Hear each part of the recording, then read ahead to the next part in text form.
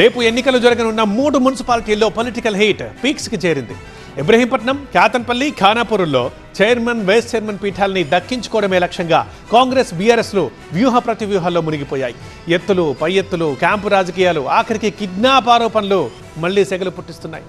అసలు గ్రౌండ్లో రాజకీయ వాతావరణం ఎలా ఉంది చూద్దాం. తెలంగాణలో గతంలో వాయిదా పడిన 3 మున్సిపాలిటీల్లో ఎన్నికలు నిర్వహించేందుకు రాష్ట్ర ఎన్నికల సంఘం చర్యలు చేపట్టింది. రేపు చైర్పర్సన్, వైస్ చైర్పర్సన్ ఎన్నికలు నిర్వహించాలని ఎలక్షన్ కమిషన్ ఆదేశాలు జారీ చేయడంతో అధికారులు ఏర్పాట్లు పూర్తి చేశారు. ఇబ్రహీంపట్నం, కాతన్పల్లి, ఖానాపూర్ మున్సిపాలిటీల్లో తమ సత్తా చాటాలని కాంగ్రెస్, బీఆర్ఎస్ కసరత్తు చేస్తున్నాయి. ఎన్నిక జరగాల్సిన నిర్మల్ జిల్లా ఖానాపూర్లో మళ్లీ కిడ్నాప్ కలకలం మొదలైంది. ఖానాపూర్ మున్సిపాలిటీ పరిధిలోని 5వ వార్డు నుంచి బీఆర్ఎస్ తరపున గెలిచిన కౌన్సిలర్ పోసవ్వ పార్టీకి చెందిన ఇతర కౌన్సిలర్లతో కలిసి క్యాంపులో ఉన్న సమయంలో ఆమెను కిడ్నాప్ చేశారన్న ఆరోపణలు కలకలం రేపాయి. దీనిపై బీఆర్ఎస్ నాయకులు ఖానాపూర్ పట్టణ పోలీస్ స్టేషన్లో ఫిర్యాదు చేశారు. ప్రజల ఓట్లతో గెలిచిన ప్రజాప్రతినిధిని కిడ్నాప్ చేయడం ప్రజాస్వామ్య వ్యవస్థను దెబ్బతీసే చర్య అని బీఆర్ఎస్ నేతలు మండిపడ్డారు. 5వ వార్డు కౌన్సిలర్ శ్రీమతి పోసవ్వను, వారి కొడుకైన సతీష్ను అక్రమంగా కిడ్నాప్ చేసి తీసుకెళ్లారు అని అక్కడి నుంచి మా సభ్యులు చెప్పారు, ఉన్న మిగతా సభ్యులు.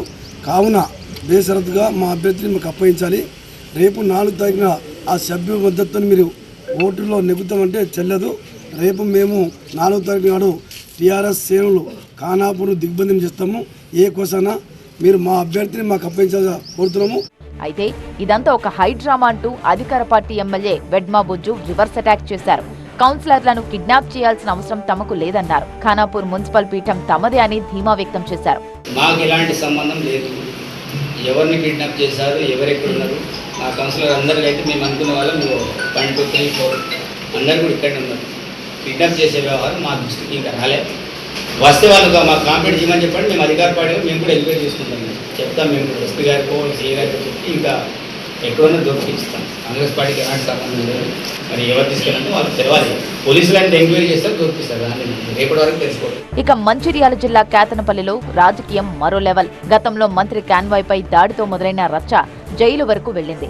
మాజీ ఎమ్మెల్యే బాల్క సుమన్ అరెస్ట్, 14 రోజుల రిమాండ్ లాంటి సంచలనాల తర్వాత జరుగుతున్న ఎన్నిక కావడంతో ఇక్కడ గెలుపును ఇరు పార్టీలు సవాల్గా తీసుకున్నాయి. ఇటు పోలీసులు కూడా అలర్ట్ అయ్యారు. అటు రంగారెడ్డి జిల్లా ఇబ్రహీంపట్నంలోనూ సీన్ ఏ మాత్రం తక్కువ లేదు. ఇక్కడ ఇప్పటికే 2 సార్లు చైర్మన్ ఎన్నిక వాయిదా పడింది. నువ్వా నేనా అంటూ ఇరు పార్టీలు కోర్టు మెట్లు కూడా ఎక్కాయి.